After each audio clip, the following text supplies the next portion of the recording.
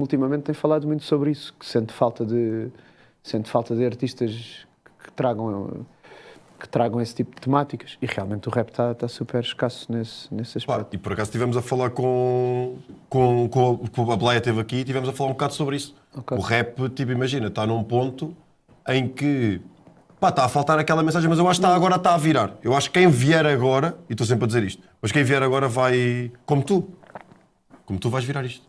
Eu espero que sim. Sim, isso é uma running tua, pá. É uma running minha, porque eu acho tens mesmo sempre essa de que o mundo está a virar e os que vêm a seguir vão virar. Acho que 2030 é o novo É o renascimento. novo renascimento, não é? Continuo com Tu desde que viste esse vídeo do YouTube, nunca mais foste o mesmo gajo, pá. Não, eu já dizia isso, depois vi o vídeo e disse-vos, olha, não sou o único a pensar nisto. Ok? Percebo. Percebe isto? Percebe agora. Mas, pá, André, bem-vindo. Tinta Persona, ganda Nick, já agora, dar aqui o props. Curti bem, mas eu curti mais de Nick quando soube a razão. Fiquei tipo, ok, eu gosto disto que é pensado. Yeah. Tipo, tem fundamentals aqui, é meu Tinta, rap, persona do ator, eu tipo, mano, é isto! E let's go, mano! É preciso pensar no nome. Opa, eu já tinha tido outros nomes, na verdade. Já tinha tido outros 2 nomes. Porque eu comecei a fazer música miúdo, na escola. E o meu primeiro nome tinha a ver com a filosofia grega. Eu sempre fui muito apaixonado pelas temáticas helénicas. E com o Tales de Mileto, que era considerado o primeiro filósofo da Grécia Antiga. Mas aquilo era uma grande nerdice. Ok. Era demais. Mas qual é que era já agora? Era monístico, que tinha a ver com o monismo, com a corrente filosófica do monismo. Pá, what? Mas tipo, ok. Sim, mas sonoramente... Com que idade é que foste para esse nome? É pá, sei lá, 14, 15 anos. 14. Tipo, é bem bacana aos 15 anos, estás com o cérebro desenvolvido para ir para essas profundidades, isso é bem bacana. E dá-me já que os pais deles tinham bué de livros em casa. Eu, tipo, isto já me está a dar isto. Até não, olha, tinham alguns, claro, mas não eram literatos. Aliás... Era mais revista tipo Espaço Casa e esses, né? Larreduto. Clássico catálogo. Larredão clássico Mas catálogo. é engraçado porque eu realmente tenho um percurso que não é necessariamente um espelho fidedigno da educação que tive. Acho, em parte é claro, e posso dizer em que medida é que acho que sim, mas a medida em que acho que não é que, por exemplo, eu não tenho propriamente artistas na família, tenho uma tia que é pintora, mas que não é de toda a minha área. O interesse pela filosofia, esse sim, há de ter vindo dela, porque ela é licenciada em filosofia, é justamente a área dela. Okay. Mas foi sempre assim, a pessoa que me acicatou mais intelectualmente, apresentou-me a muitos autores que me influenciaram muito depois, o Lobo Antunes, o Virgílio Ferreira, por aí fora, Raul Brandão. Mas os meus pais... não desfazendo do trabalho deles, claro. mas nunca me levaram assim muito ao teatro, não havia muito essa propensão em casa. Mas acho que por norma até é isso que acontece, porque acho que se tu desde puto fores influenciado, tipo, não, vê isto, normalmente vais para o outro lado. Nós tentamos fugir sempre um bocadinho à base, não é? Depende, o Lobo Antunes, não sei se vocês conhecem, há uma história do Lobo Antunes muito célebre que ele contava, que é a história de quando o pai dele morreu. E perguntaram o que é que ele gostava de deixar aos filhos, e ele disse o amor das coisas bonitas. E reza a lenda que o pai dele era um homem frio, mas muito intelectual, e que inclusivamente punha os filhos a ouvirem música clássica, lia-lhes clássicos da literatura quando eram pequenos. Resultou. Sim, funcionou. E de que maneira, 100% não é? funcionou. Quer dizer, acho que é difícil... Sim, é difícil generalizar, não é? Cada caso é um caso. Mas estavas a dizer, tipo, aos 14 anos começaste a ir para aí, mas tipo, percebeste o porquê de começares a gravitar para esse lado mais da filosofia ou tentar perceber o mundo dessa forma? Eu sempre gostei de coisas inusitadas. Isso é claro para mim. Os meus pais, quando eu era miúdo, tinham um café, tiveram durante muitos anos um café, e quando nós fomos para lá eu tinha, creio que 5 anos.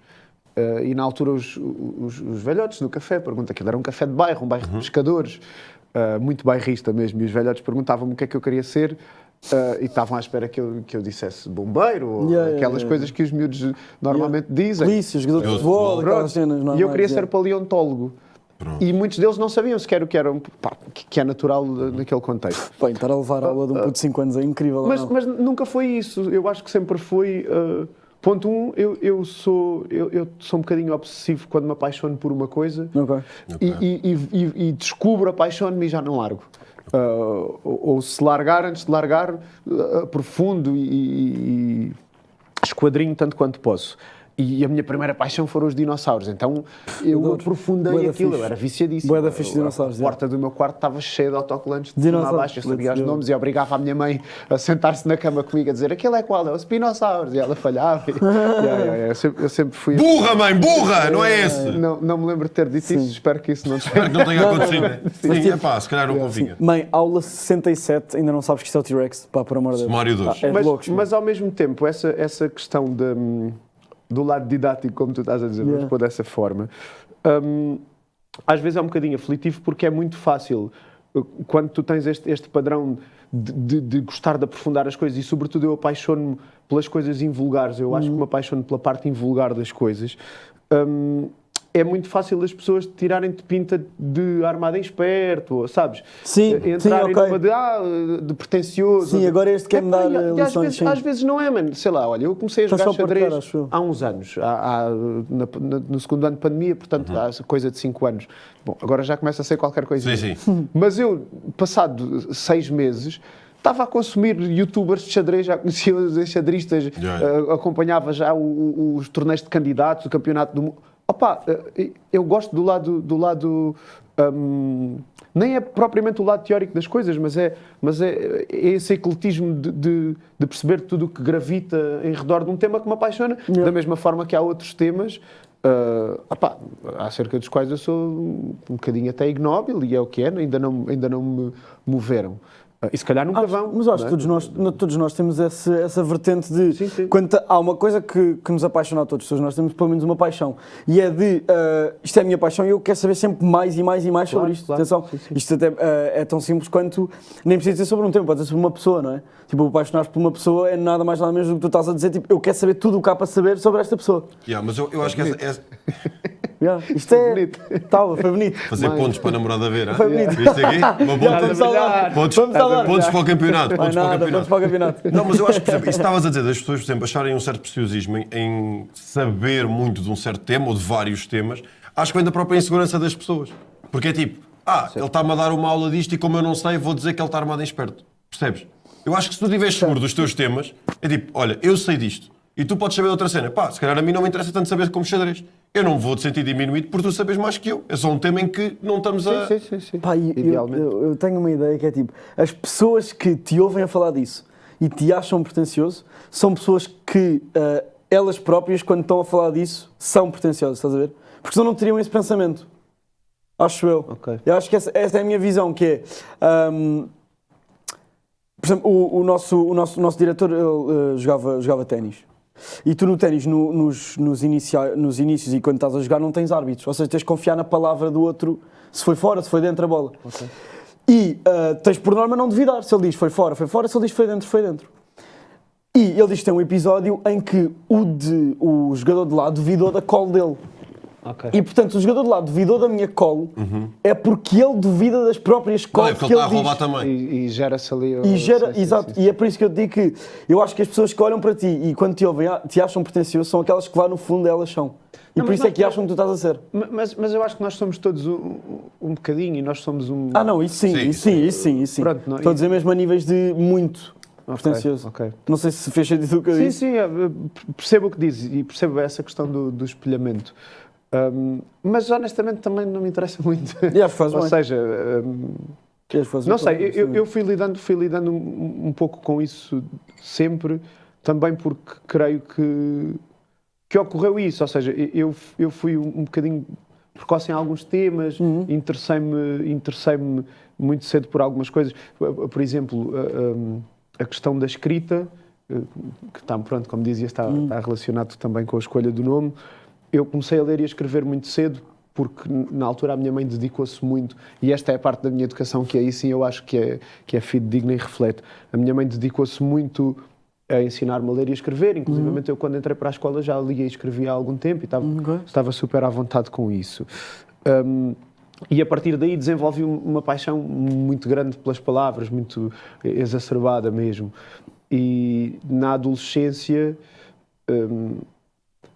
eu era um bocadinho paradoxal na medida em que era um puto popular na escola e dava-me com a malta fixe e não sei o quê, mas ao mesmo tempo passava tardes na esplanada a ler e andava sempre com... Os meus pais, a dada altura, compraram-me um dicionário de sinónimos, assim, um valente cartapácio na FNAC, e eu andava sempre com aquilo, e eu ia para a casa de banho e ia com aquilo, e isso meio que se mitificou um bocadinho. De repente as pessoas falavam nisso e é do género...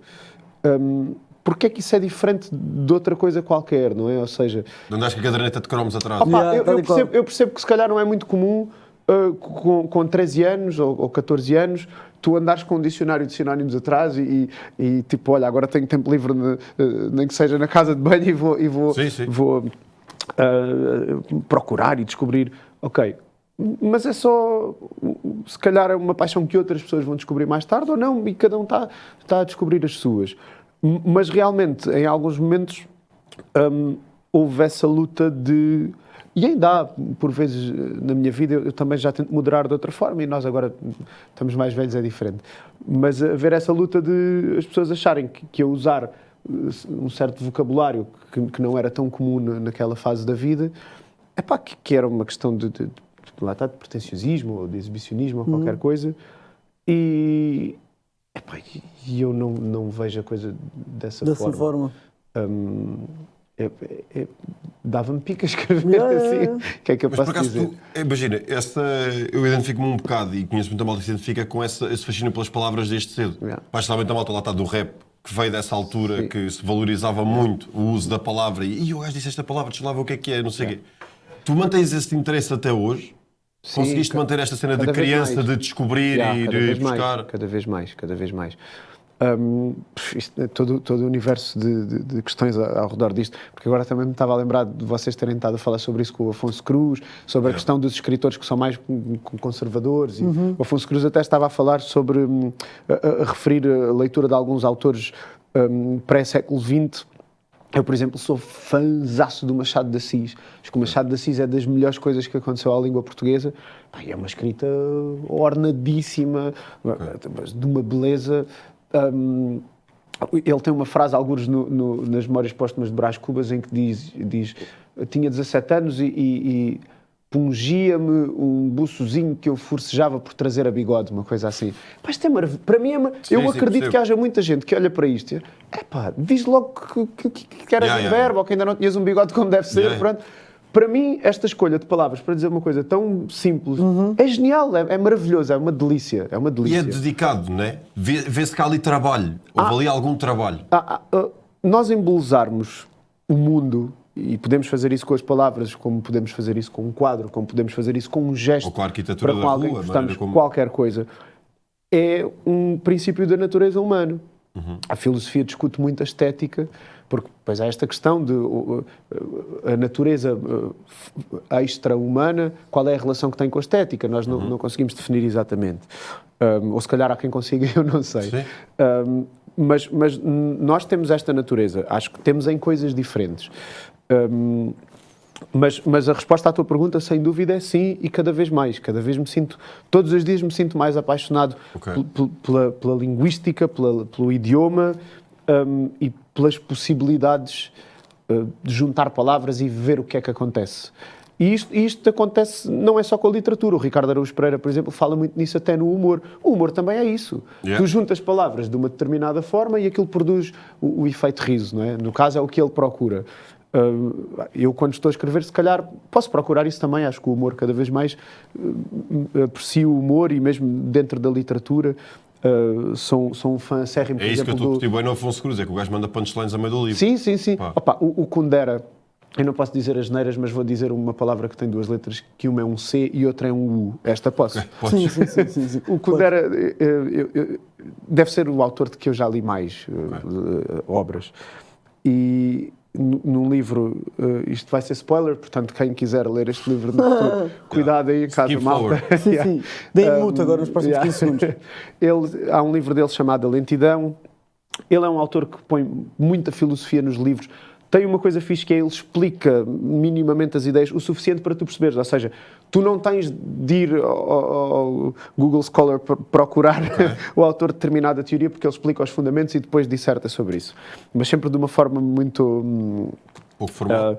Epá, e até divertida, Ok. na verdade. Os livros são divertidos, são ritmados, Simplifica muito bem para não- escritos, muitíssimo bem escritos, mas eu acho que são livros muito universais nesse aspecto. A O mais linguagem, difícil é escrever de forma simples, para mim. Tipo, Claro que é. O complexar é... claro que é, sem dúvida. O mais simples é explicar a toda a gente de forma a que toda a gente O entenda. conhecimento proverbial é o máximo a que alguém pode aspirar, que é tu Real. dizes uma coisa que resume a vida inteira, Yeah. mas de uma forma que até uma criança percebe. Yeah. Faz um provérbio, desafio-te, não fazes, é Pois é dificílimo, por isso é que demora. Quer dizer, podes fazer na tua vida. Eu acho que um homem que consiga criar um provérbio que vingue, ufa, a tua existência meio que já Sim, valeu sim, a porque pena. aquilo, não é? imagina, tem que fazer sentido para toda a gente. Epá, Tem que ser muito Não, universal. e não é só para toda a gente, tem que fazer sentido para toda a gente durante muito tempo. Tipo, tem que fazer sentido em 1700, 1800, É 1900, 2000. intemporal, Tem exatamente. que ser intemporal. Exatamente. Pronto, e o Kundera, nesse livro, Na Lentidão, disserta sobre a relação da rapidez e da lentidão com o ser humano, não interessa. E às tantas, e posto isto, pá, tu podes esperar que sejam livros com um certo grau de seriedade, e às tantas ele está a descrever há um encontro de entomologistas, depois há um homem que lá está que conhece uma mulher, eles começam a beber uns copos, aquilo começa a correr bem e tal, às tantas eles saem para um parque e ele está a olhar para a lua, está a lua cheia e de repente ele começa a pensar como é que será o olho do cu dela. E eu vou no comboio a caminho do trabalho e desato-me a rir sozinho. Porque é completamente inesperado e depois a forma, o que ele constrói à volta disso, depois é o dilema desta personagem, é tentar dizer à mulher que está a pensar naquilo, mas como Mas é não que... pode dizer. Não, mas diz, mas encontrar ok. a lua, tentar assim pôr as coisas de uma forma poética e metafórica, porque a lua, o formato da lua... E ele entra naquilo, percebes? É que nem sequer, ele nem sequer insere o humor de uma forma meio... É tipo unapologetic. Sim, mascarado. Não, ele entra direto. naquilo e é delicioso como é que está muito bem escrito, Yeah. é compreensível para praticamente qualquer pessoa, diria, é humorístico e é este mar de possibilidades, e em autores desses é fantástico, quando conseguem cruzar todas essas coisas, que é... Ele, no fundo, está a juntar palavras. Sim, tudo no fundo. Se tu decompuseres ao máximo a fração irredutível da coisa, o que um escritor está a fazer é juntar palavras. Qualquer outra pessoa que tivesse a mesma ideia ia escolher outras palavras para fazer aquilo. Claro. E nesse aspecto eu sinto-me cada vez mais envolvido com isso. E depois fascina-me perceber as diferentes relações que as pessoas têm com as palavras. Só para ilustrar. Aqui há tempos estava a falar com uma amiga minha do Porto, a Beatriz, e ela estava a contar-me que lê, em média, tipo 100 livros por ano. Calma. É bué. Algo de errado não está certo. Porque a sensação que eu tenho é que se eu dedicasse o meu ano inteiro a ler, eu não sei se conseguia ler 100 livros. Yeah. Porque... epá, Depende muito do tipo de livro que estás a ler. exatamente. Se for ficção, e vou aí, vais e mais vou aí, depressa, claro, pois. e vou aí. Vou também aí. Epá, porque penso, a disponibilidade que tu tens de ter, a disponibilidade mental que tu tens de ter para estar a ler durante esse tempo todo, e depois ela a dizer-me que lê livros com 600, 700 páginas. Para mim, isso é a média. Tipo, 100 livros no ano. Estamos a falar de mais ou menos um livro a cada 3, 4 dias. Fechaste um livro, Sim. segues para o outro. Para mim é uma loucura. Não, é uma loucura. Eu É uma média não consigo louca. ler um livro. Se calhar um livro do Kundera, daqueles mais pequenitos, como eu sou muito apaixonado pelo autor, é um autor muito ritmado e não sei o quê, eu consigo de quando em quando ler um livro dele em 3 dias. E a ler de forma muito consistente. Depois tenho toda uma vida que não me permite... Sim, mas leste esses 3 dias, se calhar já não te apetece pegar no outro para ler logo ali, tal. E às vezes nem não me apetece, ou tenho outras coisas para fazer, Yeah, yeah. ou Mas ela a minha trabalha, cabeça pede-me outras está coisas. verificado que ela Trabalho. trabalha. E depois Está verificado. Tem contrato de trabalho, tem tudo, não é? Sim, Pronto, sim, ok, sim. é Está só, às verificado, sim. E depois estava ela a dizer-me que lê enquanto cozinha, que lê enquanto... Depois também descobri que ela tem um truque que me deixou abesbílico, que é, ela ouve o audiobook enquanto lê, que é uma coisa também fascinante, porque Ok. o ritmo da fala não é igual ao ritmo da leitura. Bro, ler com legendas é vezes. creio. Yeah, é com legendas. Aquilo ela está a ler com legendas. Exatamente. E o ritmo não é igual. Não, é mais lento. O Quer dizer, agora já dá da para lei- mudar. da Mas pôr mais leitura- rápido ou não? Não, mas o ritmo da leitura, Sim, sim. à partida, é mais lento que o Claro, ritmo claro. da audição, que é também o ritmo da fala. Claro, Pronto. Depois percebemos que estava muito relacionado com isso, com o tipo de livro, a forma como o livro está escrito. Entretanto, eu enviei-lhe um escrito meu, uma coisa em que eu andava e ando ainda a trabalhar. Pensei, bom, já que és uma leitora dedicada, Toma aí gostava 15 de ter minutos. uma opinião. Sim. Pois, para ela, 15 minutos, sim. Apesar de eu não ter o audiobook, e se calhar... Sim, falhou. Ainda. Falhou. E ela, às tantas, disse: "Pá, André, eu vou ser franca contigo. Custa muito ler com esta linguagem, porque eu, em cada página, se calhar tenho que parar 2 ou 3 vezes para procurar o significado de uma palavra." E eu, guilty, de facto, a minha linguagem escrita pode não ser a mais acessível.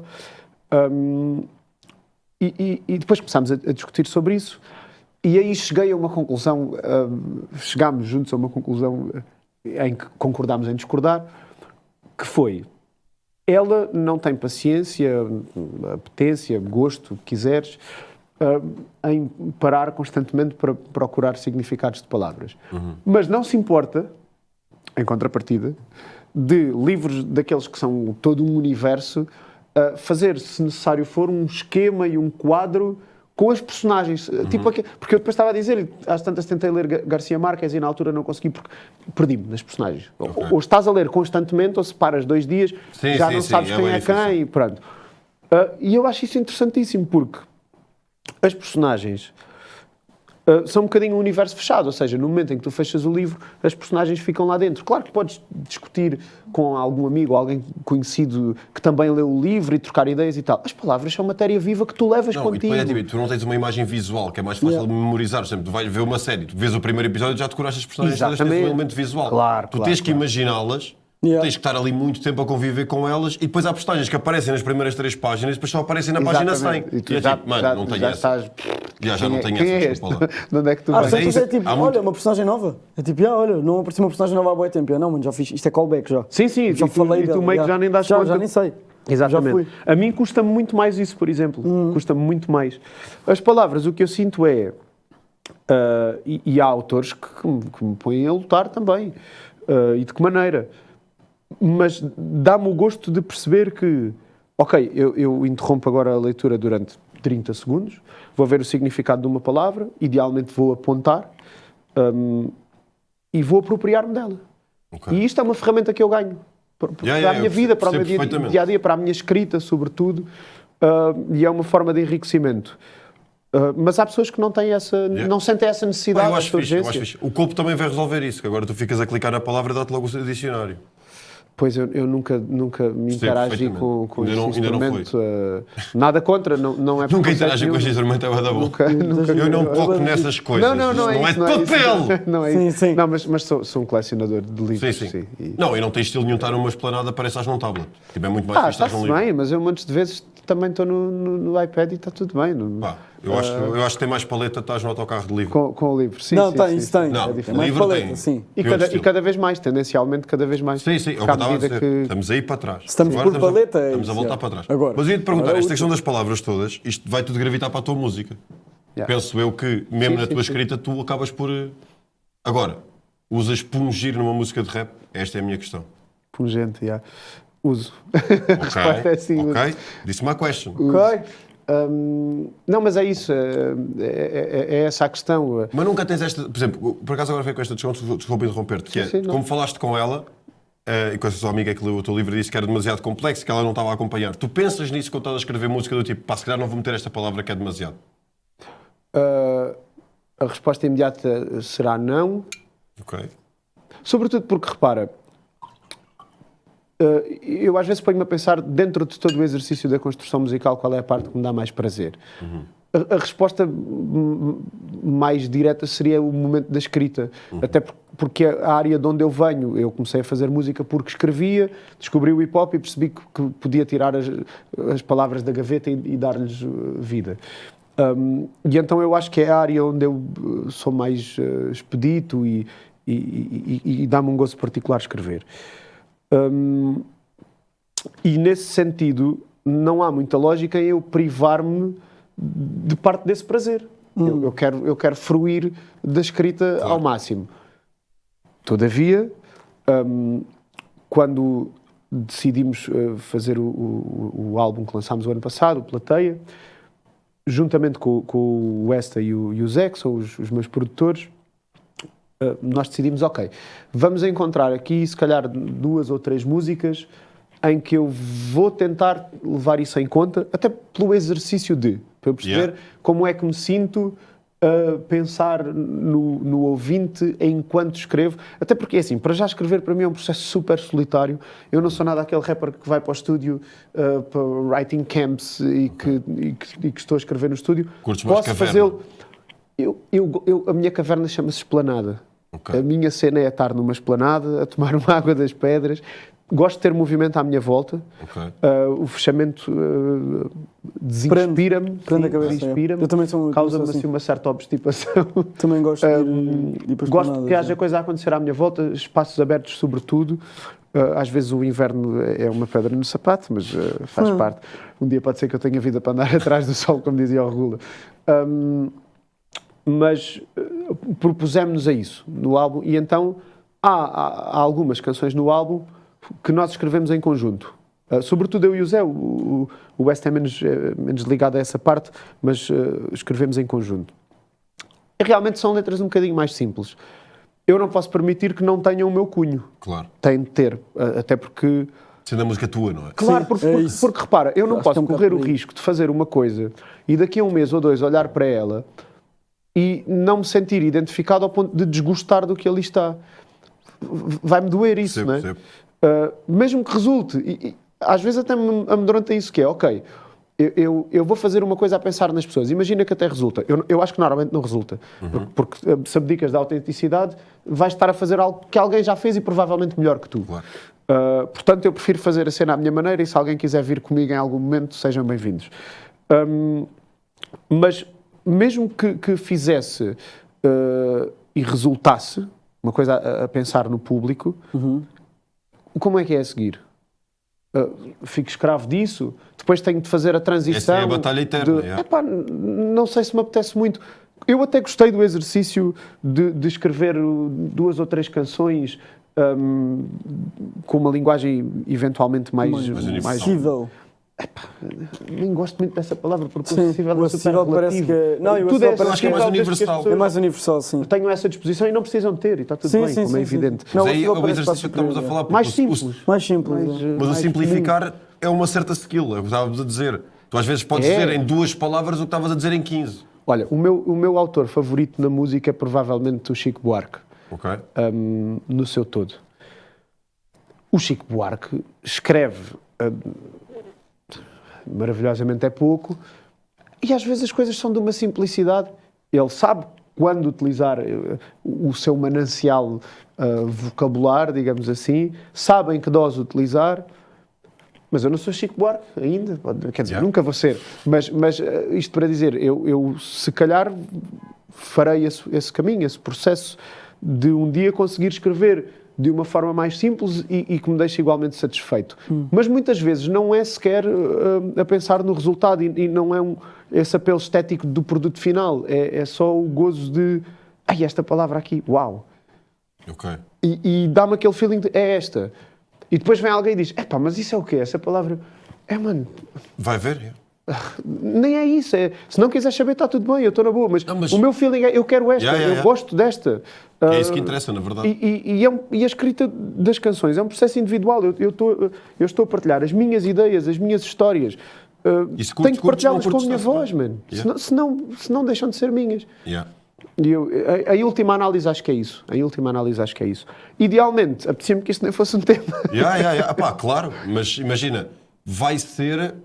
mas eu não vejo isso dessa forma. Eu acho que ser um tema é fixe porque dá-te identidade. Isto ser um tema é um bocado pessoal. Porque isto não é um tema com muita gente. Não penso muito nisso. Claro, honestamente. percebo. Mas Mas- é bom, porque estás seguro daquilo que estás a fazer. Se calhar também não pensas muito nisso, porque estás seguro. Não é? Então para ti é um tema. E sobretudo porque estou mais preocupado em desfrutar do que faço do que com os resultados. Ok. De forma muito franca. Isto tem oscilações. Claro que há momentos em que, sei lá, às vezes aparece-te um concerto maior ou lanças um som que bate mais e pode dar aquele apelo de ai, sabe bem, sabe Dá uma bem, gana, sabe yeah, bem, claro, sabe dá bem, uma gana. Dá uma gana, exatamente. Claro. E Acho pode que- haver momentos em que há Sou esse gajo. apelo de... Acho que até é estranho não dizeres que sabe bem. Tipo, Não. Não, Sabe, claro, claro que sabe. óbvio. Claro que sabe. E se nós publicamos, Claro. não há como escamotear que a ideia é que Exato. chegue ao máximo possível de pessoas e Estou de não há acordo. dúvida. A minha questão é só na dualidade entre abdicar do meu usufruto da coisa Sim. ou ter muito sucesso. Claro. O sucesso é secundário, Claro. honestamente. Mas porque queres e sentes, não porque deves e tens. Exatamente. Já dizia Sam daqui. Exatamente. Já dizia o mestre. E é isso, pá.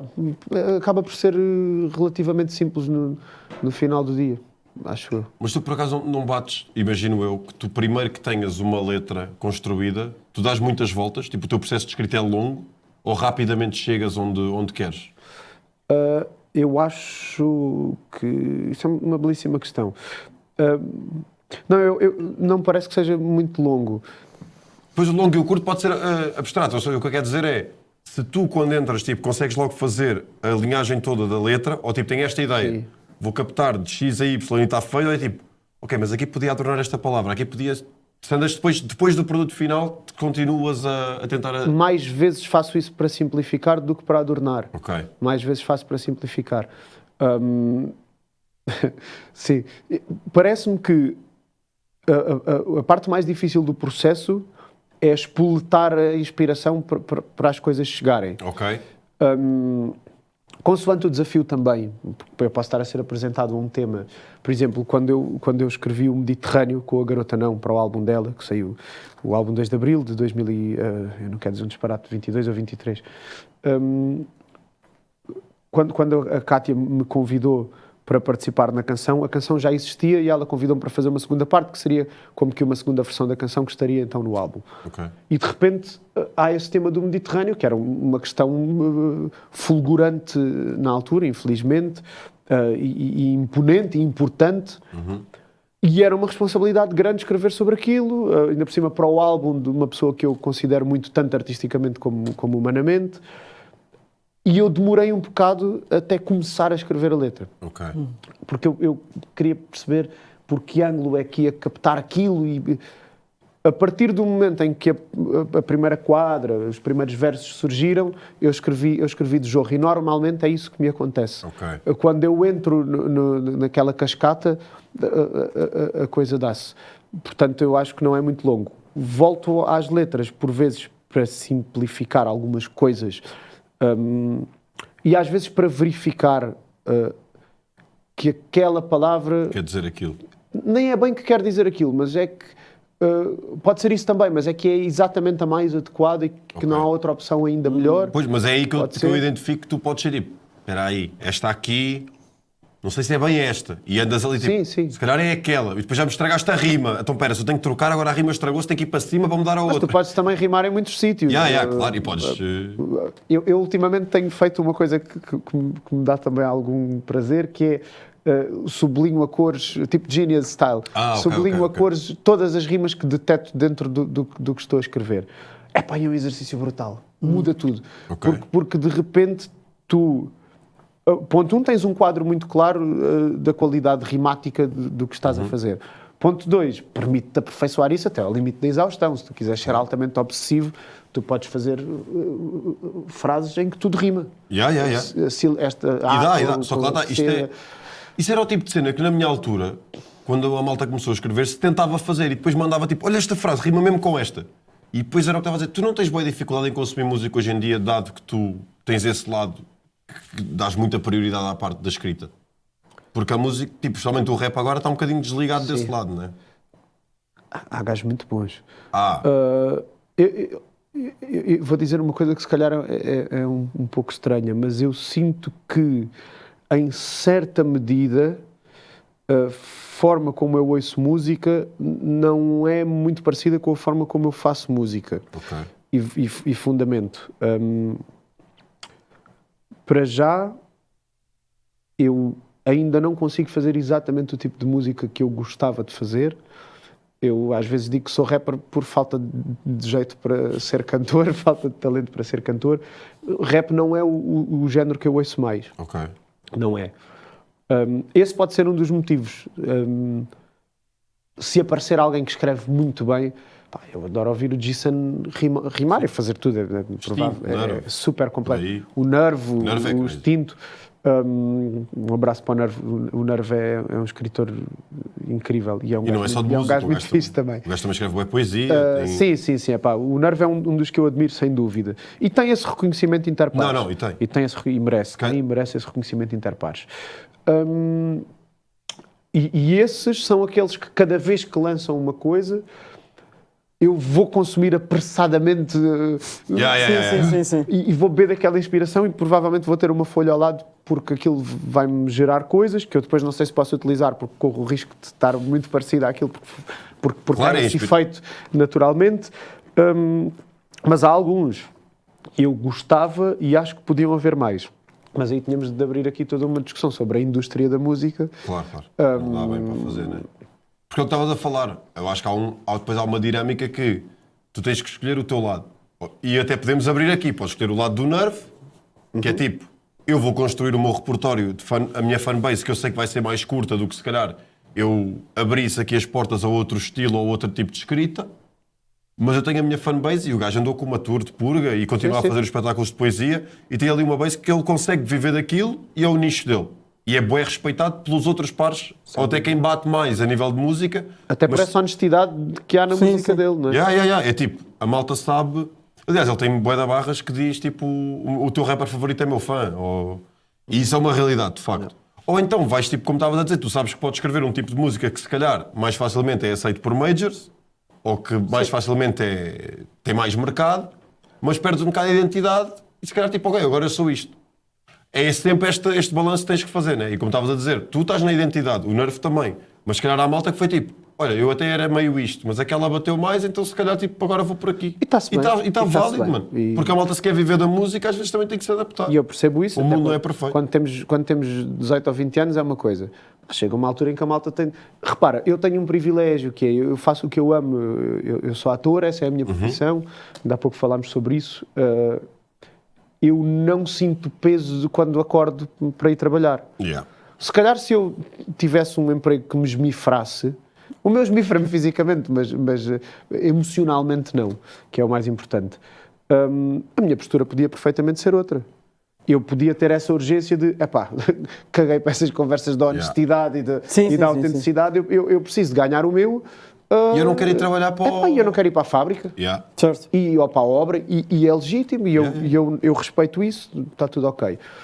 Respeito isso, sobretudo do ponto de vista humano e do ponto de vista de não julgar. Do ponto de vista artístico, podemos se calhar ter outra discussão, mas cada um está a fazer o seu. Eu também não acho que vale a pena estarmos aqui com moralismos eu concordo. E julgamentos. Agora, se eu tiver de fazer uma análise, o que eu sinto é que dentro deste punhado de artistas que se calhar privilegia uma forma de criar e de trabalhar que é de nicho, que não é universal, alguns vão encontrar esse nicho e isso é uma coisa que se dá. Se nós soubéssemos como tínhamos a fórmula e fazíamos acontecer e pronto, não sabemos. E outros não encontram e seguem? Die trying, sei lá. Não sei, estou a fazer a minha cena e é isso, estás a dizer? Sim. E claro que estou a batalhar e a trabalhar para chegar a pessoas, para ir tocar a sítios, olha, gostava muito nesta altura de se algum bom booker vir isto, estou à tua procura. Acho que era uma coisa que podia ajudar, até porque mesmo os festivais de segunda linha já começam a ter cartazes dominados por agências de booking. Pronto, é assim que funciona. Eu estou a trabalhar para estar na indústria também. Não sou um artista de quarto. Não é só o artista. Depois existe a business part. Claro, e estou dentro e faço, e faço listas de festivais e mando e-mails e contacto. Eu faço isso tudo e assumidamente quero chegar. Mas não quero descurar na parte fundamental da coisa. Porque o objetivo de fazer arte, o objetivo do jogo é jogar. O que eu sinto na arte é esse. O objetivo do jogo é jogar. Se der para ganhar, melhor. Mas o objetivo do jogo é jogar e sentir que jogaste bem e ficares orgulhoso do teu jogo e desfrutares do jogo. E lá está, era o que estávamos a falar há bocado, do ponto de vista artístico, e por acaso comentámos o livro do Rick Rubin, que se calhar era o mais badalado a nível de criatividade, e que se calhar mais malta tem referências. Yeah. E é aquela questão, tipo, a audience comes last e temos que focar no processo de criação e especialmente na repetição do processo, estar muito envolvido com o processo. Mas depois é esta parte do business, né? Que é onde muita gente acaba depois por ficar sem pé. Porque já tem que envolver o management, já tem que envolver... Claro. Já há malta que domina depois certos festivais, há malta que...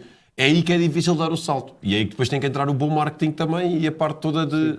Para além de ser artista, há muita coisa que tens que ser também. Se houvesse uma forma de colocarmos numa sala, vamos dizer, 30 artistas bem-sucedidos e houvesse tempo e oportunidade para cada um contar a história de como é que chegou ao sucesso, seria, sendo o sucesso aqui o conceito de sucesso, Sim. pronto, seria Sim, um bocado interessante abrangente. perceber que provavelmente há muitas pessoas, e se calhar até uma rede de pessoas em comum, que são invisíveis ao público e que possibilitaram isto. Há quem lhes chama os gatekeepers, é uma expressão com uma conotação um bocadinho negativa, podiam ser os gate openers, por exemplo. Sim, um Mas bocado. isto é qualquer É mais indústria. jeito ao Tu vais para o primeiro, futebol e é igual. Quem tem os melhores agentes joga nos melhores clubes. Claro. Tipo, tu vês isto em todos os Há mercados. uma subjetividade muito grande e na arte então Sim. e quando és artista eu acho que te debates com isso, que é como é que tu sabes que és bom? Qual é o teu barómetro Para tu próprio dizeres. para tu saberes que és, para tu poderes claro que o primeiro ponto é sempre a convicção, tu tens essa convicção e por isso é que fazes. Mas se tu quisesses mensurar isso de uma forma mais concreta, fazes isso como? É o sucesso que te vai dizer isso? Ok, mas o sucesso também é relativo, porque houve alturas da minha carreira em que uma determinada coisa era um sucesso e passado algum tempo essa coisa passa a ser normal ou se calhar até já é um insucesso, não é? Yeah. Ou seja, isto é tudo muito... Isto são areias movediças, sempre. Pá, e acho que no final do dia é a malta agarrar-se à convicção porque é a única coisa que é à prova de bala, é a única coisa que é... Sim, tu tens que acreditar no teu produto. Porque acaba por ser um produto. Tu queres vender. É um produto, Tu queres claro vender. que é, claro que é. Mas tu estavas a dizer, pá, isso é uma coisa muito boa e como estavas a comentar, a questão tipo de no teu dia-a-dia, o teu trabalho, ser parte também do meio artístico. Trabalhas como ator, em teatro maioritariamente, não é? Então tu consegues te manter mesmo a levar a música e mesmo no teatro estás sempre em performance, estás sempre em arte, estás sempre a treinar palco, portanto, lá está, nem toda a gente tem esta, pá, não sei se é sorte, não, acho que não seja sorte, acho que é talento também. Mas um privilégio é seguramente. Sim, um privilégio é de certeza. E tu consegues tirar muita coisa, lá está, da música para o teatro e do teatro para a música, e alguma coisa que se ligue nas duas. Sim, há sempre. São universos muito diferentes. E isso é uma questão... Eu vou-te ser franco, eu não tenho uma resposta fechada para isso. E já me surgiu essa questão noutras ocasiões. Eu próprio me coloco. Há diferenças. Vou-te dar um exemplo específico. Há muito tempo que eu deixei de ficar muito nervoso a fazer teatro. Okay. Fico nervoso, sobretudo em estreias, claro, mas há muito tempo que não fico muito nervoso. Eu faço teatro há muito tempo, eu comecei a fazer teatro também com 13, 14 anos, mas ao contrário da música eu profissionalizei-me cedo no teatro. Eu sou ator profissional faz agora 12 anos, é muito tempo, já fiz muita coisa. Sim, deixa de ser aquele monstro inicial, claro. Sim, não sofro da mesma maneira, e ainda bem. Sim, não, era, o início que é que eu meti nisto? O início mata, o início mata. Na música, eu só ultrapassei essa górgona muito recentemente. Muito recentemente, eu até há muito pouco tempo sofria bastante. Inclusivamente, isto foi motivo de conversa no gabinete com o meu terapeuta. Pá, porque é que eu, para dar um concerto, fico a morrer antes e não consigo comer e ninguém consegue falar comigo porque eu fico em parafuso a andar de um lado para o outro. E no teatro estou tranquilo, às vezes até ao contrário. A malta vem ter comigo, então, mano, tu não te sentes, não ficas nervoso. Como é que há uma disparidade tão grande? Claro que o meu terapeuta foi fazer um trabalho de desconstrução que foi até à relação com o meu pai e que faz todo sentido. E daí eu achar que a resposta para isso pode ser tão profunda quanto nós queiramos. Yeah. Há uma relação permanente de troca?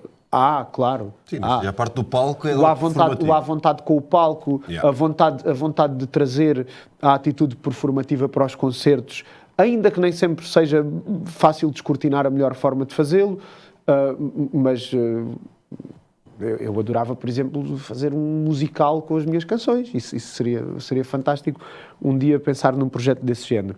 Portanto, esse cruzamento é, por um lado, uma possibilidade, por outro lado, uma realidade nas pequenas coisas. Mas eu acho que há partículas dessa permuta que são meio que invisíveis. Nem te sei dizer exatamente quais é que são as coisas em concreto, a fazer assim um inventário. Não, mas é bem engraçado essa Mas tu não tens cena. esse objetivo. Ou seja, tu quando fazes uma outra não tens o objetivo de... por exemplo, eu estou a ser ator, mas tenho sempre presente comigo que também sou rapper, e ao contrário. Para tentar sempre que fazes uma, não tens esse... Eu acho que quando és ator, és ator. É tipo, estás a fazer quando és ator, nem és ator, és a personagem. Nem sou eu. Sim, sim. Eu quero esquecer-me de mim. Mas eu acho que, por exemplo, a mim deu-me agora essa intuição de... Eu acho que a parte do nervosismo é porque aí tens que ser tu. E tipo, tu é que escreveste e aquilo tu estás a expor quando vais a palco. Exatamente. Estás a expor a ti próprio. Isso é um dos lados muito importantes. Eu estou a defender as minhas ideias desde a sua raiz. E no teatro, muitas vezes, eu só estou a defender a minha performance. E isto não é meu. Tipo, isto não é meu, o texto não é meu. Na música, a performance é uma parte do que eu estou a defender. No teatro, às vezes, só estou a defender a performance. Opa, eu já fiz textos que eu não adorava. Sim, claro. Faz Ou parte do meu ideias que trabalho. existam, até performances de um livro que não concordas, e está tudo bem. Vou ser franco, personagens, eu já fiz um texto, e eu até era o protagonista, que eu acho horrível. É mau. O texto não está bem escrito. Inclusivamente é um texto que está no Plano Nacional de Leitura. Eu não sei como é que isso ocorre. Também são os mesmos há 40 anos, ou não? Sim. Vão mudando às vezes, e às vezes quando mudam... Bom, tudo é discutível. Sim. Do Alto da Barca do Inferno. Não, a Barca do Inferno para mim é indiscutível. A Barca do Inferno Eu fiz de Alcoviteira. E eu gosto muito do processo de ir ver o teatro. Ir ver o teatro do Alto da Barca do Inferno é um evento canónico nem qualquer pessoa. Eu fiz o teatro. Sim, mas depois também vais ver, eu também fiz. Respeita. Mas tens que ir ver. Colãs e com o sutiã da minha mãe, respeita. Tens que ir ver. Performance, precisava de um 5, mano. Tinha que se arranjar um 5 em qualquer lado. Sim. Na performance parti tudo. Sim, isso Depois nos testes foi outra coisa. Não, eu por acaso no português já falavam bem, o problema era a matemática. Mas o Alto da Barca está em cena há 500 anos. Não se pode duvidar de um texto que está em cena há 500 anos. E não é só o estar em cena há 500 anos, está porque os miúdos anseiam, os miúdos vibram de uma forma. Quando nós fazemos o Alto da Barca... É fixe. Sobretudo quem faz o diabo, porque quer dizer, a personagem tipo do grande rebelde e naquela idade em específico isso é em que nós estamos a emancipar a nossa personalidade. Uma figura como a do diabo é uau. Já fizeste o diabo? Não. Nunca fiz. Curtia o desafio, mas também posso dizer que fazer 40 barcas por ano ou 45 a fazer de diabo e muitas vezes a fazer 3 por dia, eu respeito muito os meus colegas que fazem o diabo. É o que tem mais ritmo, não é? É a personagem que tem mais ritmo. Valha-me Deus, está sempre lá. É muita coisa. Está sempre, o diabo está sempre. É muita coisa. Mas há muitas formas de fazer o Alto da Barca do Inferno. A companhia o Taz, a companhia em que eu trabalho em Setúbal, tinha uma encenação do Carlos Curto do Alto da Barca do Inferno, em que o ator que fazia o diabo era o mesmo ator que fazia o anjo. Que é uma coisa um bocadinho inopinada, não é? Possivelmente mais exigente ainda, mas depois tu podes ter encenações em que o diabo, que são encenações muito coreografadas até. Eu, por exemplo, faço o enforcado e a minha cena de enforcado com o diabo é altamente coreografada, é tudo coreografado. E podes ter, por exemplo, na encenação do Taz, o anjo / diabo está dentro de uma espécie de esfera armilar, e é uma coisa que é menos exigente do ponto de vista do movimento, é mais focado no texto. Ou seja, depende muito da encenação. Nesta encenação que nós fazemos na Instantes de Aplausos, que é a companhia onde eu trabalho, fazer o diabo... É duro. Não sei porque eu nunca fiz, mas imagino que seja. Mas do que parece, exigente, sim, é exigente. Do que parece... Não, porque imagina, eu não, por acaso agora desta sensação nem tinha que tipo, dentro do mesmo texto pode haver 1001 encenações e tu podes ter uma com bué de ritmo, outra mais pausada, outra que estás ali preso no teto. A magia do teatro é amplificar a própria magia da leitura, que é a apropriação do leitor face ao que está escrito. O livro nasce e é o que ali está e depois cada leitor tem a sua experiência. O teatro é escolher uma das hipóteses que o livro nos oferece e depois essa escolha é feita em cada movimento, essa escolha é feita na entoação de cada palavra. na maquilhagem que tu vais ou não utilizar. Ok. Essa escolha é feita em todos os detalhes. Há um lado de interpretação de quem encena também, não tem? Tem que haver Completamente. ali... O encenador é a pessoa que Não mudas a peça, toma mas podes essas mudar decisões. algumas coisas dentro... Mudas sempre a peça. Eu até acho que mudas sempre a peça. Ou melhor, não Quer mudas dizer, o o texto. significado. Não mudas o... Mas também podes mudar, podes adaptar. Nós Ok. estamos a fazer o Manual do Bom Fascista em Setúbal, Ok. do Rui Zinc. Tem sido um espetáculo super procurado. O Manual do Bom Fascista não é um texto dramático, não foi escrito para ser levado à cena, para existir em palco. Adaptámos o texto, não é um texto que tenha sequer personagens. Nós adaptámo-lo de forma a que ele pudesse ser aplicado às personagens que depois também criámos. Tudo é possível. E a magia é essa, não é? Pá, A beleza é essa. Por acaso como é que tu já foste lá, já teste vários concertos, como é que é a tua... Tens alguma ideia, porque agora meteste-me a pensar tens um lado teatral, tens um lado musical e provavelmente ainda não tiveste aqui. Quando te derem um grande palco, há aí uma ideia já de como é que vai tudo funcionar a nível de performance? Mais ou menos. Nós do ano passado tocámos, e este ano estamos à espera de uma confirmação também de um palco bastante significativo. Ok. O ano passado nós tocámos num festival em Setúbal chamado Irrequieto, foi a primeira edição, mas era um palco zorro. Era um Ok. palco zorro. E mesmo que não seja o Rock in Rio ou o Small ou o que tu quiseres, mainstream, Eu quando digo grande não é só o palco, é o investimento que tem que haver ou sim, quanto é que claro. vais receber para poder montar a cena que tu queres, é mais por aí. E nós felizmente conseguimos montar um concerto com convidados, com 7 ou 8 músicos em palco, conseguimos fazer uma ok, coisa... já foi uma sim, cena- Sim. Então era eu, o Zé nos sopros, o West DJ, o Telmo no baixo, guitarra, 2 vozes, portanto isto só permanentemente em palco, mais convidados. No Ok. total era uma comitiva para aí de 15 pessoas. Ok. Conseguimos fazer uma cena com uma dimensão grande. E criámos um concerto com algumas vozes off que criavam ali uma narrativa que estava muito relacionada com a jornada que me levou a escrever o álbum. Aí está ele, o cartaz. Que teve a ver com o facto de eu há 10 anos ter ido viver para a Grécia. Eu emigrei para a Grécia. Depois, até ali à altura da pandemia, foram anos em que eu viajei bastante. Fiz muitos programas de Erasmus através da Experimentáculo, que é a associação de um amigo meu, do Pedro. E isso deu-me uma mundividência que eu logicamente não tinha antes e foi material de escrita para muitas das canções que compuseram o álbum. Depois, com a pandemia, fiquei sem trabalho no teatro, como grande parte dos artistas, e fui viver para a Rifana, em Algesur. Fui trabalhar para uma escola de surf e para uma pizzaria italiana, coisas que eu nunca tinha feito e amei. Eu adoro aquele sítio é maravilhoso. Não sei se devia estar a dizer isto na televisão. Porque agora vai ficar eu não sou assim tão relevante, felizmente. Neste caso, ainda bem.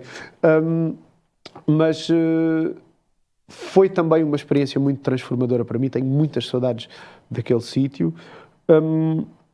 E então, o fio condutor do concerto foi a narrativa sobre a transformação que causou em mim esse processo de viver na Grécia, na Rifana, e a minha relação com a minha cidade, que nem sempre é a mais fácil, devo dizê-lo. Até porque não é assim tão difícil o exercício de enquadrar cada canção num local, porque todas elas se relacionam mais com algum deles, ou com um ou dois, se calhar, do que com o terceiro, ou porque foram escritas nesse sítio, ou porque têm a ver com o que eu senti nesse sítio, ou porque... E então a ideia foi levar as pessoas, trazer as pessoas comigo nessa jornada de, olha, venham perceber o que é que aconteceu neste processo, como é que este álbum foi construído. Sinto que a nível performático, ou teatral até se quiseres, ainda não é o que eu gostava de fazer. Mas também acho que tenho de ganhar mais maturidade artística, sobretudo na música. Preciso de trabalhar mais encenações no teatro. Por exemplo, no Manual do Bom Fascista fiz assistência de encenação, mas preciso de começar a encenar espetáculos, a estar nesse espaço de dirigir, e acho que aí é que vai, se calhar, dar-se essa confluência para eu fazer uma coisa da dimensão que imagino. Encenar é quase uma curadoria neste caso, de movimentos. É que às vezes é só, não fiques bem ali. Acho que aqui, tipo, esta intuição de aqui és melhor. Eu não percebo como é que funciona. Por exemplo, tu pegas num texto, a maneira de encenar, tu pegas num texto, tens as personagens, tens os atores e tu coordenas, não há de ser, não é bem ao milímetro, pois não? O posicionamento, a maneira como tem a entrar. É? Porque, por exemplo, sei lá, os focos de luz. Ok. Tens de estar na luz. Não é a luz que vai contigo. Não, tu é que vais à luz. A luz é naquele sítio e tu vais àquele sítio. Ok. Mas isso é uma coisa altamente intuitiva. Ainda há 2 dias estava a reparar nisso. Nós estávamos a fazer um espetáculo em Lisboa e é um espetáculo que nós fazemos também, é dos espetáculos que fazemos mais, também fazemos mais uns 40 por ano, fazemos muito. E já é o 2º ano em que estou a fazê-lo. E estava a perceber que no final há uma parte que cantamos, no fundo vamos à frente e cantamos uma canção. Aquilo nunca foi propriamente treinado a esse ponto de dizer, mas o que é certo é que nós estamos sempre exatamente no mesmo sítio quando aquela parte se repete. Portanto, há um lado que também é muito mais intuitivo do que parece de fora. E a repetição, aquilo torna-se memória muscular, ires àquele sítio. Às vezes falha, às vezes o meu ensinador vem ter comigo e diz, olha, fiz esta cena no escuro, porque eu falhei a luz, porque fiz a marcação um bocadinho ao lado.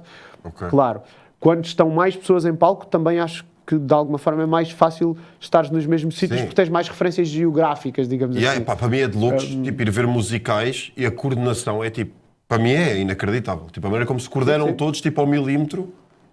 Mas também é repetição, não é? Treino. Claro, é repetir, mas isso é o truque para praticamente tudo na vida. Sim, praticamente tudo na vida é repetir. Não tem muito que enganar. Musicalmente, estávamos a falar aqui do Camisa 10, que tu tiveste a explorar. Estive a ouvir Camisa 10 hoje de manhã quando cheguei. Primeiro, eu gosto sempre muito de... Apesar de estarmos a... Fizemos meio uma análise em off, mas eu gosto muito sempre de músicas que têm referências de futebol. Identificas-te? Porque é tipo, joguei futebol toda a vida. É fixe, tipo, está a rimar com futebol, está a rimar com termos de futebol. Agora, eu fiquei com a questão, qual é que foi a tua premissa inicial para o Camisa 10? Porque eu estive a ouvir 2, 3 vezes e eu fiquei assim... Eu ainda não cheguei bem à premissa inicial.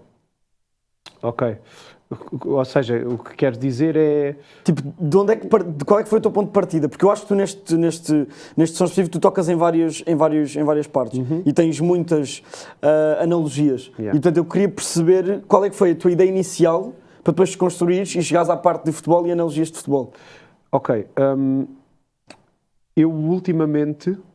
depois de escrever o meu álbum é um álbum muito reflexivo, que fala muito sobre as viagens e também a relação do eu com o outro e depois o que é que nós daí extraímos para a relação do eu com o eu. Pronto. O Plateia, certo? O Plateia, exatamente. Que fez um ano há pouco tempo. Eu nesta fase tem-me apetecido ir mais para o ego tripping, que é uma coisa muito típica do rap. Gosto. Apetece-me muito o exercício de... Porque é que eu sou bom? De escrever, para olhar... Lá está, aquele resultado final, aquela... Não, é uma cena mesmo raw de... É uma cena mesmo eu rap, vou tipo, escrever uma cena boss que vai chegar ao fim, eu vou olhar para isto e dizer, isto está bem escrito e quem quer que seja que ouça este som vai-te dizer pesado. Mas isto é um ego tripping. Foi isso que eu fiz. Eu tipo a ouvir isso. Pesado. Yeah. E ouvi outra vez. É fixe, então... Não, mas no rap há muito este, imagina, do lado mais rap puro há muito este para tipo, não, isto é... Estou mesmo a dizer. Só que depois o que é que acontece? O próprio ego tripping vai adaptar-se a quem está a escrevê-lo. E eu acho que no meu... Enfim, as autoconsiderações valem o que valem. Mas eu continuo a ter vontade de preencher muito as letras com referências e acho que mesmo sendo ego tripping não deixa de ser um manifesto de intenções. E o que é que eu quero dizer com isto especificamente em relação ao Camisa 10? O Camisa 10 para mim é um som de ego tripping um bocadinho disfarçado, porque o invólucro não é muito jazzístico, é muito musical. O ego tripping nós muitas vezes ligamos a sons mais pesados, aerolite, aquela coisa toda. Pronto, e o que é que eu pensei? Eu quero fazer ego tripping, mas dentro da minha linguagem e da linguagem da minha equipa. Até porque acho que isso pode ser fresh, acho que isso pode ser refrescante de alguma forma. Eu achei por acaso. E até uma coisa que tu se calhar não vais dizer logo que é ego tripping. Mas aquilo é um exercício de caneta. Eu estou a dizer, eu sou bom por isto, eu sou o Camisa 10, eu vou levar a equipa às costas. Para já essa é a referência primária. Para já tenho saudades dos Camisa 10 no futebol. Sim. One Love Aimar. O grande Aimar. E então há essa revisitação à magia e à classe do Camisa 10, transportada para o universo do rap, Mas depois também é um manifesto de intenções. Quando eu mesmo na primeira, no início do som, quando eu digo subo ao relevado com o corte à Beckham, ou seja, esse lado do cenário dos jogadores, que agora está um bocado cansado, honestamente. Na altura era mais fixe, nos anos 2000, os jogadores inventavam cenas diferentes, agora é tudo a platinar o cabelo e está a andar. Mas, ou seja, posso trazer na mesma esse lado irreverente, estético e tal, mas depois digo, acorde para a fé quando tiver uma claca incitar pela morte à banca. Ou seja, posso trazer essa irreverência estética, que até pode ser mais superficial, mas os valores estão lá na mesma. Eu quero que a minha claque, e quando digo a minha claque podem ser os meus fãs da música, podem ser os meus amigos, as pessoas que estão à minha volta, que me dão apoio, cheer up, né? Que me apoiam, que tenham os mesmos valores que eu e que às vezes são estes valores antissistemmáticos e são estes valores um bocadinho contra a cultura, se tiver de ser. Meio de intervenção até. Sem dúvida. E depois digo, se o Mister uma banca, dou para Geraldos a ler onde Jackie e à noite apanha-me a pitar um tataki com o tatanka. Ou seja, mesmo que eu não esteja a jogar ou que eu naquele momento não esteja na linha da frente para carregar a equipa às costas, eu vou estar a cultivar-me no meu canto, para depois, quando eu for para o relevado, eu ter as ferramentas para fazer a diferença.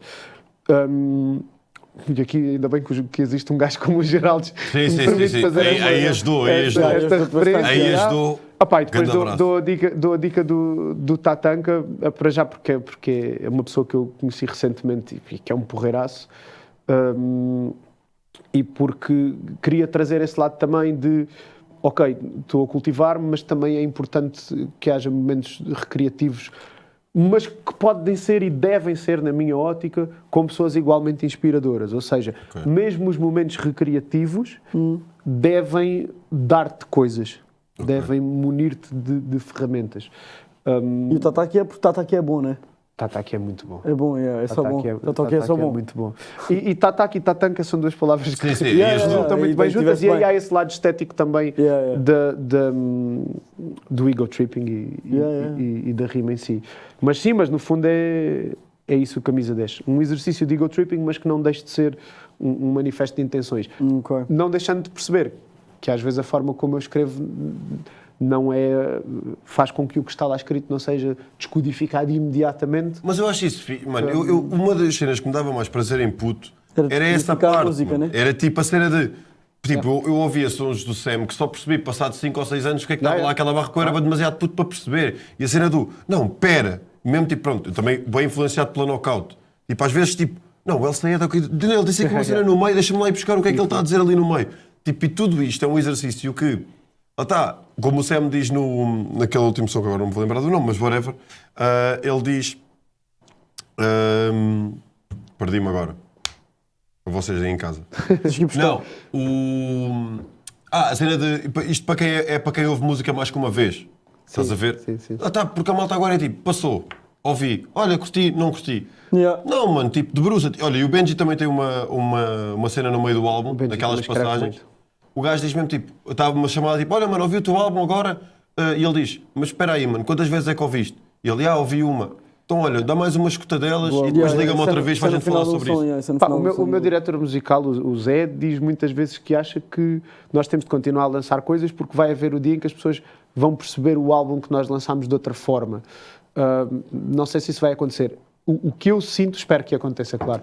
O que eu sinto é, por um lado, eu vejo muito o meu percurso a ser cada vez mais ligado à literatura propriamente dita, à escrita, porque me sinto mais protegido nesse sentido. Ou seja, a escrita é inerentemente, ou a literatura é inerentemente um mundo lento, e as pessoas se leem é porque estão dispostas a isso, a fazer essa digestão. E é mais eterno também. Sim, nem estou a pensar tanto nesse lado, mas sim. Também, por outro lado, os meios para fazer um livro durar no tempo existem há mais tempo do que os meios de gravação que nos permitem ouvir uma música com qualidade. E então claro. é um bocadinho dúbio nesse aspecto. Mas cada vez me imagino mais a dedicar-me à escrita e à literatura, também por esse motivo, porque acho que tenho mais liberdade, parece-me que tenho mais liberdade para escrever da forma que me apetece realmente, sem grande preocupação, porque hei de encontrar os meus leitores. Há muitos tipos de escritores, muitos tipos de leitores e a coisa cruza-se. A música é um bocadinho mais selvagem nesse aspecto, é um bocadinho mais ingrata, acho eu, nesse aspecto. Ou se calhar é só porque eu ainda não encontrei o meu nicho exatamente. Mas eu acho que, por exemplo, noutros campos artísticos, sem ser a música, tu és muito mais... aceitas muito mais facilmente um leque mais aberto do que na música. Eu acho que a música